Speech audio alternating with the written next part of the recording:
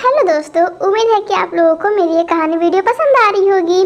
तो मेरे आज की कहानी का शीर्षक है गरीब जादूगर। तो चलिए शुरू करते हैं। पीतमपुरा गांव में एक बहुत गरीब इंसान रहा करता था जिसका नाम रामू था। वो गांव-गांव जाके सर्कस का खेल दिखाया करता था जिससे लोग खुश होकर उसे कुछ न कुछ इनाम में दिया करते थे। लेकिन एक दिन जब एक रामनगर गांव में रामू जाता है तो उसे एक व्यक्ति एक कुल्हड़ देता है और कहता है, तुमने इतना अच्छा नाटक दिखाया कि मैं तुमसे बहुत प्रसन्न हूँ, इसलिए ये तुम कुल्हड़ अपने पास रखो और कभी भी तुम्हें इसकी ज़रूरत होगी तो इसे तुम इस्तेमाल कर लेना। इसमें अगर तुम थोड़ा सा भी कोई चीज़ डालोगे तो वो तुम्हें ढेर सारा होकर मिलेगा, लेकिन इसका इस्तेमाल तुम सिर्फ 3 बार ही कर सकते हो। ये सुन के रामू बोलता है, ठीक है, मैं आपका बहुत बहुत धन्यवाद, आपकी मेरे पे बहुत मेहरबानी है। आपको अगर मुझसे कभी भी कोई भी ज़रूरत पड़े तो आप मेरे पास ज़रूर आइएगा, मैं आपका मदद ज़रूर करूँगा। यह बोल के रामू अपने घर को चला जाता है। वहाँ पे जाके अपने बीवी बच्चों को ये बताता है कि ये कुल्हड़ को एकदम संभाल के रखना और इस कुल्हड़ का भी इस्तेमाल मत करना, जब मैं बोलूँगा तभी इस कुल्हड़ का इस्तेमाल करना। लेकिन उसकी बीवी को पछता नहीं है ये बात और वो जाती है उस कुल्हड़ का इस्तेमाल कर लेती है। सोचती है उसका पति उसे यह नहीं बताया रहता है कि उसमें कुछ भी डालोगी तो वो अनगिनत होकर निकलेगा, इसीलिए उसकी पत्नी को लगता है ये नॉर्मल कुल्हड़ है और उसमें उसकी पत्नी जाके चाय भर के पीने लगती है और देखती है कि ढेर सारा चाय हुआ आता है, उसमें ढेर सारा चाय। उसका पति बोलता है कि तुमने क्या किया शीला, इसका तुमने इस्तेमाल क्यों किया?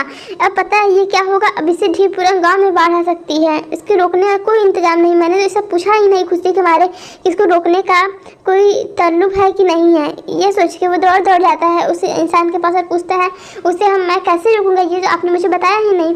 तो वो व्यक्ति बोलता है कि इस पर तुम अगर लाल कपड़ा से उसे ढक दोगे तो वो अपने आप बंद हो जाएगा, और जल्दी जाता है और उसे लाल कपड़ा से ढक देता है जिससे वो चाय आना बंद हो जाता है।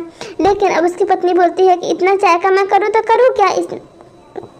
इस बात पे रामू बोलता है, ठीक है, थोड़ा थोड़ा गांव में हम लोग ये चाय बेचा करेंगे और किसी को पता भी नहीं चलेगा, और धीरे धीरे उसका एक बार तो इस्तेमाल हो गया रहता है, 2 बार का और बाकी रहता है इस्तेमाल करने के लिए।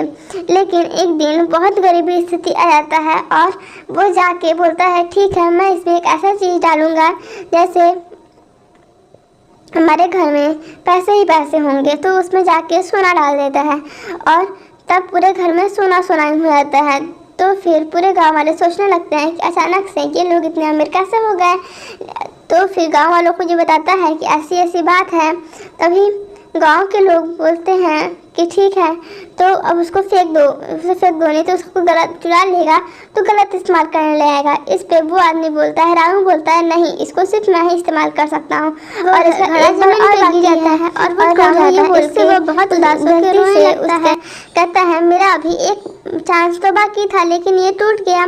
तभी वो घड़ा फिर से अपने आप टूट जाता है और उसमें वो सोने का दोबारा सिक्का न डालने के बजाय एक सिक्का डालता है 10 रुपए का, और ढेर सारे उसके घर पे 10-10 रुपए के सिक्के हो जाते हैं। ये देख रामू बहुत खुश होता है और रामू अपनी ज़िंदगी हंसी खुशी व्यतीत करने लगता है।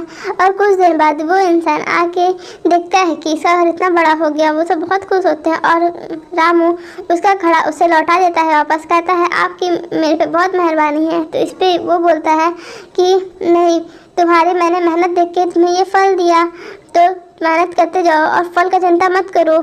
Thanks for watching.